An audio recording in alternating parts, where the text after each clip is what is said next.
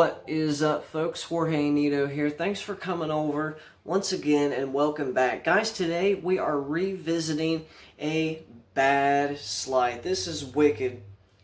This is a sick one.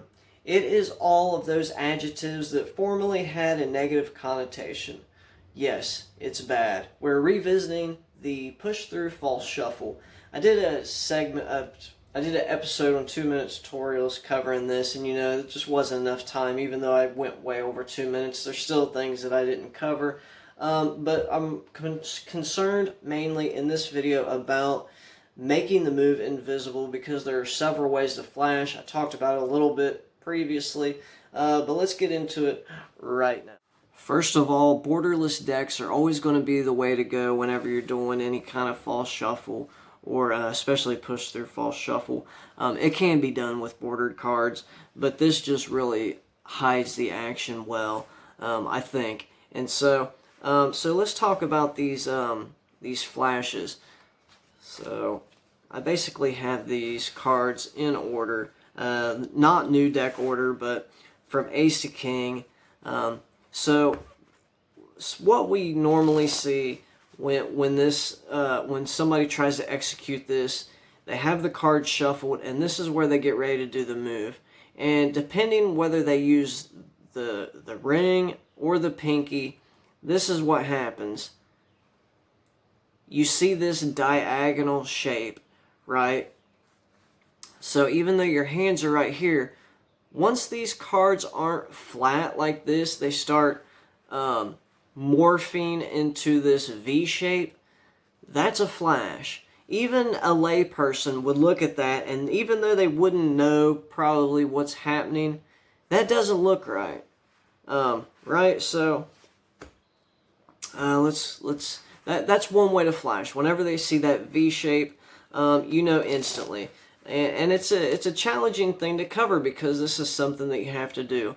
And also, even if you get this somehow with some cover, this center crease right here is so suspect right here, because that shows the cards aren't lined up. That's another way to flash. And so when you actually do the push through, here's another flash. Right over here, whenever you see cards coming out of the side, what happened? The deck should stop right here where your hands are. Why are there cards protruding out the side of it? Right? So there's at least 3 flashes. So let's talk about how to cover them. Starting with the first, and that is this action where you have to go diagonal. Now, shout out to, I don't know who mentioned it to me, Richard Turner. They said that he does it with the pinkies. Now, if you could do that with the pinkies, then you get a lot of cover. But let's just start with the ring finger, or the ring fingers.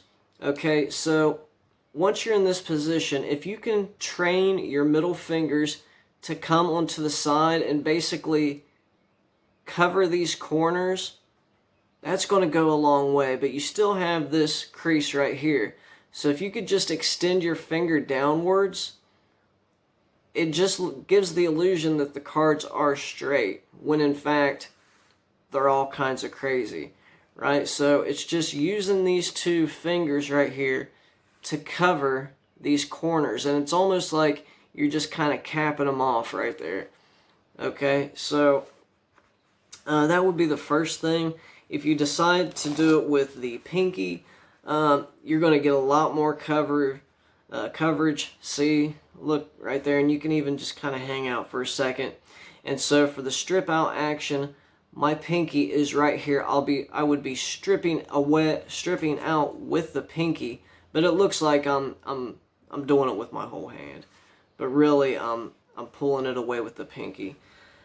So yeah, I think I just messed up my stack. Yeah, I did. That's okay. So anyway, it's not terribly messed up. But anyway, that's okay. So you're in this position where you got to push, and just using the pinkies, and you have all these fingers to just lay over the front and just cover this entire action. Now what happens here is when you try to do this move, since your pinkies are doing it and you're pushing it in, your hands get all cluttered. So I just take the left hand and just start going over the top, just ever so slightly. You'll see what I'm saying. Just like that. Now see how I'm flashing out the sides right there? That's the one thing we don't want to do. So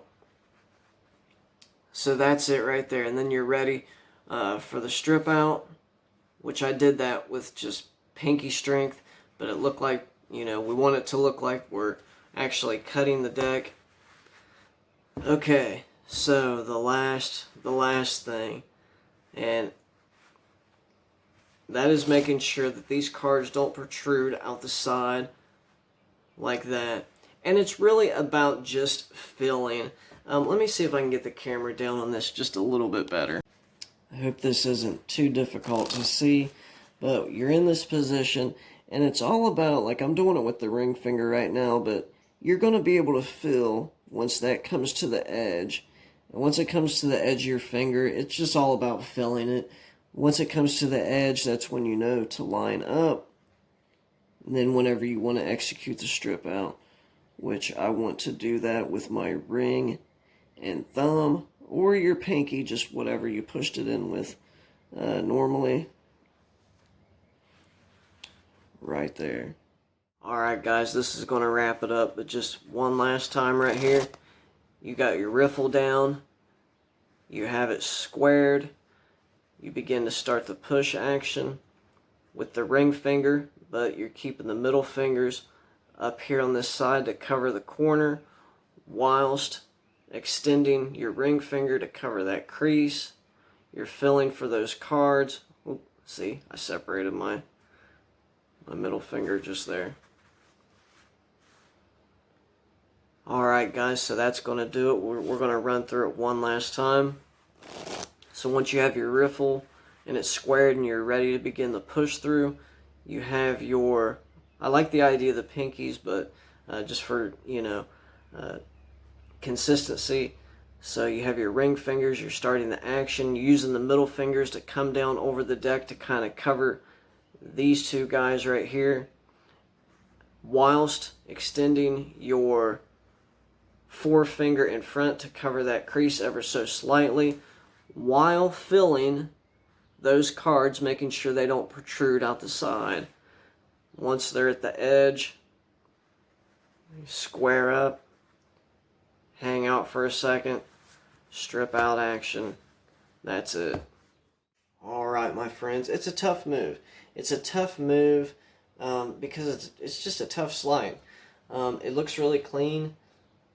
It's a desirable thing to learn, but man, it's just so hard to flash. So those are just a couple observations that I've noticed, over the course of time. And yeah, hopefully this, me explaining it the way I did there wasn't too convoluted or wasn't too confusing for you. But hey, guys, enjoy your weekend. Have an enjoyable weekend. Yeah, that's what I'm going to start saying. Have an enjoyable weekend. Have an enjoyable rest of your day. Whatever area of the earth you're located at, have an enjoyable time. Guys, thanks for tuning in, and God bless.